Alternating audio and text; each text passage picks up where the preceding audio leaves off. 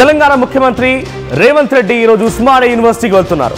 ఉస్మానియా యూనివర్సిటీకి ముఖ్యమంత్రి రాకతో ఒక్కసారిగా పోలీసులు కూడా హైలైట్ జారీ చేశారు. అక్కడ ఎటువంటి అవాంఛనీయ సంఘటనలు జరగకుండా ఏ విద్యార్థులు కూడా ఆయనకి వ్యతిరేకంగా వెళ్ళిపోయి నినాదాలు ధర్నాలు చేయకుండా ఎక్కడి వారు అక్కడ అరెస్ట్ చేశారు. సో ముఖ్యంగా బీఆర్ఎస్ బీజేపీ విద్యార్థి నేతలు అరెస్ట్ అయ్యారు. అయితే ఓయూకి 1000 కోట్ల రూపాయల నిధులను కూడా విడుదల చేసింది ప్రభుత్వం. 1000 కోట్లతో అభివృద్ధి పనులకి శంకుస్థాపనలు చేసేందుకు ముఖ్యమంత్రి వెళ్తున్నారు. ఆర్ట్స్ కాలేజీ వద్ద సీఎం రేవంత్ రెడ్డి భారీ బహిరంగ సభ కూడా ఏర్పాటు జరిగింది. అయితే ఓయూలో ఖాళీగా ఉన్నటువంటి ఉద్యోగాల భర్తీకి రిక్రూట్మెంట్ ఇచ్చే అవకాశం కూడా కనబడుతోంది. సో ఈ రోజు ముఖ్యమంత్రి రేవంత్ రెడ్డి పర్యటన ఉండడంతో ఓయూలో మొత్తం కూడా హైటెన్షన్ కొనసాగుతోంది. ఎస్, మా ప్రతినిధి మధు ఉన్నారు. సో మధు, మీ దగ్గర సిచ్యువేషన్ ఎట్లా ఉంది? అక్కడ ఓయూ వ్యాప్తంగా ఎటువంటి హైలైట్ కొనసాగుతోంది?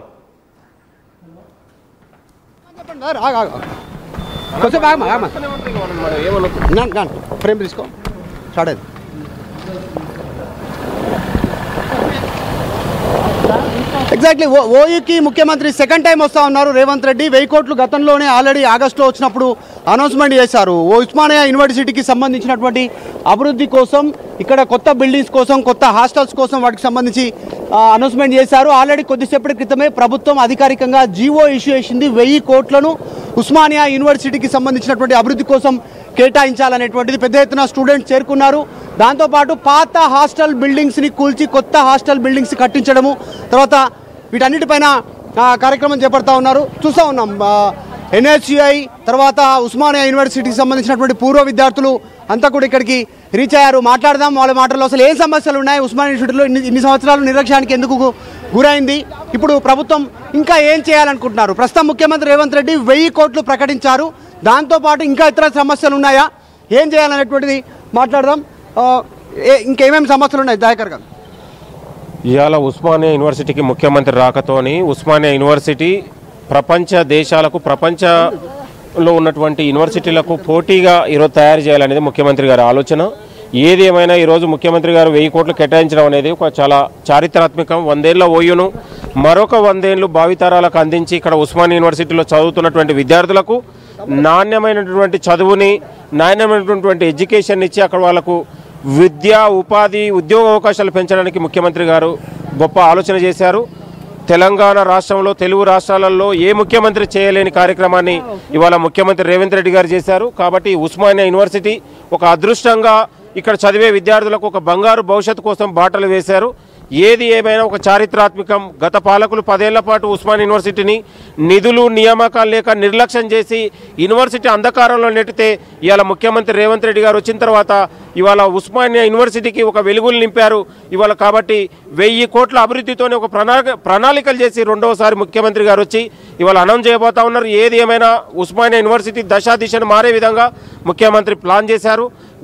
చారిత్రాత్మక 100 ఏళ్ల యూనివర్సిటీకి ఇవాళ ముఖ్యమంత్రి రేవంత్ రెడ్డి గారు తీసుకున్నటువంటి నిర్ణయంతో వేలాది మంది విద్యార్థుల బంగారు భవిష్యత్తుగా మారబోతా ఉంది. దాదాపు ఇక్కడ 10,000 మంది విద్యార్థులు చదువుతూ ఉన్నారు. ఇవాళ అనేక మంది తెలంగాణలో పేద మధ్యతరగతి విద్యార్థులకు ఇవాళ బంగారు భవిష్యత్తు రాబోతా ఉంది. కాబట్టి ఏదేమైనా ముఖ్యమంత్రి గారికి ప్రత్యేక ధన్యవాదాలు.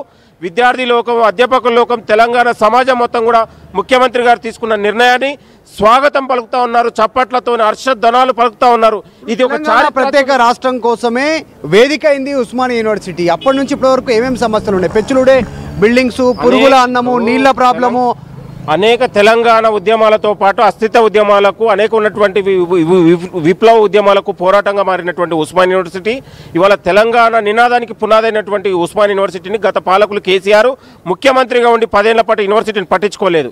కాబట్టి అనేక మంది సమస్యలతో హాస్టల్ బిల్డింగ్ లేక, మంచినీళ్ళ వసతి లేక, నాణ్యమైన ప్రొఫెసర్లు లేక, టీచర్లు లేక అనేక మంది ఇబ్బందులు పడ్డారు. కాబట్టి ముఖ్యమంత్రి గారు అన్ని తెలుసుకొని చారిత్రాత్మక ఓయూకి ఏదో ఒకటి చేయాలి, నేను రుణం తీసుకోవాలనే ఆలోచనతో ముఖ్యమంత్రి గారు గొప్ప ఆలోచన చేశారు. 1000 కోట్ల బడ్జెట్తోనే ఒక ప్రణాళిక చేసి ఇవాళ తెలంగాణలో యూనివర్సిటీల్లో అన్ని యూనివర్సిటీలు డెవలప్ చేయాలనేది ముఖ్యమంత్రి గారి ఆలోచన.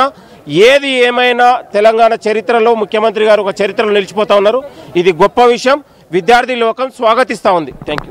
ఇంకా ఏమేమి సమస్యలు ఉన్నాయి ఇక్కడ? చాలా మంది విద్యార్థులు ఏం సమస్యలు ఉన్నాయన్న? మీ పేరు? నా పేరు మడావి అజయ్. నేను ఉస్మానియా యూనివర్సిటీ PhD స్కాలర్ని. వాస్తవానికి ఇక్కడ ఉస్మానియా యూనివర్సిటీలో అనేక సమస్యలు ఉన్నాయి. ఈ సీఎం రాకతోని ఇప్పటికైనా ఉస్మానియా యూనివర్సిటీ ఆ సంఖ్యల నుంచి విముక్తి పొందుతుందని మేము అనుకుంటున్నాము. ఎందుకంటే ఉస్మానియా యూనివర్సిటీలో ఏదైతే మన స్టేట్లో ఉన్నటువంటి అత్యున్నత యూనివర్సిటీ కాబట్టి ఉస్మానియా యూనివర్సిటీ అనేక సమస్యలు ఉండడం అనేది చాలా సిగ్గుచేటు. ఈరోజు ఉస్మానియా యూనివర్సిటీకి సీఎం రాకతో ఈ విద్య ఏదైతే ఉందో మన రైట్ స్టూడెంట్స్ పెద్ద ఎత్తున స్వాగతం పలుకుతూ ఉన్నటువంటి పరిస్థితి. కొంతమంది అమ్మాయిలు ఉన్నారు ఇక్కడ, కాలేజీకి సంబంధించినటువంటి హాస్టల్ గర్ల్స్ స్టార్టింగ్లోనే ఉంది. వాళ్ళంతా కూడా ముఖ్యమంత్రిని చూద్దాం అనేటువంటిది ఇక్కడికి వచ్చినటువంటి పరిస్థితి. వాళ్ళ సమస్యలు అడుగుదాం. చాలామంది మొన్నటి వరకు ధర్నా చేశారు ఉస్మానియా యూనివర్సిటీ రోడ్డు పైన కూర్చొని. మాకు కరెంట్ వసతులు లేవు, వాటర్ ఫెసిలిటీ లేదు, తర్వాత పురుగులన్నం పెడతా ఉన్నారు, పాచిపోయినటువంటి పెడుతూ ఉన్నారనేటువంటి ఒక స్టేట్మెంట్ చేశారు మొన్నటి వరకు. గత ప్రభుత్వం 10 సంవత్సరాల నుంచి ఎన్ఎస్యూఏ ప్రెసిడెంట్ ఉన్నారు వెంకట్ గారు, ఏం చెప్తారు? సమస్యలు చాలా సంతోషంగా ఉందన్న. 1000 కోట్లకు పైగా ఏ ముఖ్యమంత్రి కూడా ఉస్మానియా యూనివర్సిటీని పట్టించుకున్న దాఖలాలు లేవు. గత ముఖ్యమంత్రి 10 సంవత్సరాల్లో ఎప్పుడు కూడా క్యాంపస్కి రాలేదు. ఈరోజు రెండోసారి మా ప్రియతమ నాయకులు రేవంత్ రెడ్డి గారు ఇక్కడికి రావడం, ఉస్మానియా యూనివర్సిటీకి 1000 కోట్లు శాంక్షన్ చేయడం మా అందరికీ కూడా ఆనందంగా ఉంది. దాన్ని మేము సెలబ్రేట్ చేయబోతున్నాం. ఈరోజు వారి కార్యక్రమం కూడా గ్రాండ్ సక్సెస్ అవుతుంది. రైట్, కొద్దిసేపట్లోనే రేవంత్ రెడ్డి రీచ్ కానున్నారు. ఈ గేట్ ఎన్సీసీ గేట్ ఉస్మానియా యూనివర్సిటీకి సంబంధించి ఈ గేట్ నుంచి లోపలికి ఎంట్రీ అవుతా ఉన్నారు. భారీగా బందోబస్తు ఏర్పాటు చేశారు. ఉదయం నుంచి అడ్డుకుంటారనే ఉద్దేశంతో బీఆర్ఎస్కి సంబంధించినటువంటి స్టూడెంట్స్, తర్వాత బీఆర్ఎస్ పార్టీకి సంబంధించినటువంటి గత ఓయూ స్టూడెంట్స్ నాయకులు ఎవరైతే ఉన్నారో అందరినీ హౌస్ అరెస్ట్ చేసినటువంటి సిచ్యువేషన్ అయితే కొనసాగుతుంది. కష్టం అమ్మాయిలు ఉన్నారు, పెద్ద కాలేజ్ ఉంది ఇక్కడే. అమ్మాయిలకు సంబంధించినటువంటి దుర్గాబాయి దేశ్ముఖ్ సంబంధించినటువంటి మహిళా కాలేజు ఉస్మానియా యూనివర్సిటీకి సంబంధించినటువంటిది. వారి మాటల్లో కూడా విందాం. చాలామంది ముఖ్యమంత్రిని చూడాలని గేటు దగ్గర నుంచి ఎదురు చూస్తున్నటువంటి విజువల్స్ చూస్తారు. దుర్గాబాయి దేశ్ముఖ్ మహిళా సభ కాలేజ్ వారందరూ సమస్యలు ఏమున్నాయి నిజంగా? ఎందుకంటే ఎన్నో సందర్భాల్లో వీళ్ళు హాస్టల్ సమస్యలకు సంబంధించి వీళ్ళు రోడ్డుపైకి వచ్చి ధర్నా చేసినటువంటి మహిళలు ఉన్నారు, అమ్మాయిలు ఉన్నారు. వాళ్ళతో మాట్లాడదాం. హలో, మీ పేరు? మాలవిక. ఏమేమి సమస్యలు ఉన్నాయి మీకు? సమస్యలు ఉంటే చెప్పండి. గవర్నమెంట్ స్కాలర్షిప్ గేట్ ఓపెన్ చేయండి, మేము లోపలికి వెళ్తాం. నేను లోపలికి వస్తా, నేను వస్తా లోపలికి, నేను వస్తా బ్రదర్, నేను పోతా లోపలికి, నేను వస్తున్నా. ఓకే వదిలేండి, నేను వస్తా లోపలికి, వాళ్ళేం వదిలేదు. ఏమేమి సమస్యలు ఉన్నాయి ఏం చెప్తారమ్మా? సమస్యలు అంటే ఏం లేవు, స్కాలర్షిప్ ఒక్కటే. మొన్నటి వరకు హాస్టల్ సమస్యలు ఉన్నాయన్నారు, ఫుడ్ బాగాలేదు, ఇట్లాంటి రోడ్ బైక్ వచ్చి ధర్నా చేస్తుండే కదా. అసలు ఏమేమి కోరుకుంటారు? ముఖ్యమంత్రి ఈరోజు 1000 కోట్లు రిలీజ్ చేస్తూ ఉన్నటువంటి 1000 crores ఓయూ అభివృద్ధి కోసం. ఇట్లా ఏమేమి కావాలి మీకు? మాకు స్కాలర్షిప్ కావాలి, స్టూడెంట్స్ కోసం ఫీ ఇన్వెస్ట్మెంట్ అవన్నీ ఇస్తే బెటర్గా ఉంటుంది. కాలేజెస్ కూడా ఫీజెస్ కొంచెం తగ్గిస్తే ఇంప్రూవ్ ఉంటుంది, చదువుకునే వాళ్ళు ఎక్కువ చదువుకుంటారు. సో స్టూడెంట్స్ కోసం ఇంకా మంచిగా గవర్నమెంట్లోనే స్కూల్స్ కాలేజెస్ డెవలప్ చేస్తే బాగుంటుంది. ఎందుకంటే ఫీజు వల్ల పేరెంట్స్కి చాలా బర్డెన్ అయిపోతుంది అనమాట. సో అదొక్కటి ఇంప్రూవ్ చేస్తే బాగుంటుంది. ఫుడ్ మంచిగా ఉందా ఇక్కడ హాస్టల్లో? మీరు ఓకే బాగానే ఉంటుంది. ఎప్పుడు అంతకుముందుకు ఏమైనా ప్రాబ్లమ్స్ ఉండేనా? ఏం మెరుగు చేస్తే బాగుంటుంది, ఏం మంచిగా చేస్తే బాగుంటుంది? ఇప్పటి వరకు అయితే బాగానే ఉంది. బిల్డింగ్స్ ఎట్లా ఉన్నాయి? పాత బిల్డింగ్స్ అన్ని కూల్చి కొత్త బిల్డింగ్స్ నిర్మాణం చేస్తామంటారు. హాస్టల్స్ సంబంధించి ఏమేమి ఉన్నాయి? మాకైతే కాలేజ్ హాస్టల్స్ బాగానే ఉంటాయి, బట్ మేము యూనియన్స్ అయితే ఏం రాము. మాకు కాలేజ్ హాస్టల్స్ అయితే బాగానే ఉంటాయి. మీ పేరు? వర్షిత. ఏం చదువుతా ఉన్నారు మీరు? Degree final year. మీరు చెప్పండి, ఏం చేంజెస్ ఉంటే బాగుంటుంది? ఇప్పుడు ఉస్మానియా అనగానే ఈ 100 సంవత్సరాలకు సంబంధించినటువంటి యూనివర్సిటీ, తెలంగాణ రాష్ట్ర ఏర్పాటుకు కీలక భూమిక పోషించింది. అట్లాంటి కాలేజీలో మీరు చదువుకుంటున్నారు, ఎట్లా ఉండాలనుకుంటున్నారు? ఇంకొంచెం స్టూడెంట్స్ కూడా ఎంకరేజ్మెంట్ కోసం స్కాలర్షిప్స్ చేయాలి, ఇంకొన్ని గవర్నమెంట్ కాలేజ్ ఎస్టాబ్లిష్ చేయాలని, కొన్ని ఫ్రీ కోర్సెస్ అప్లై చేయాలని కోరుకుంటున్నాం.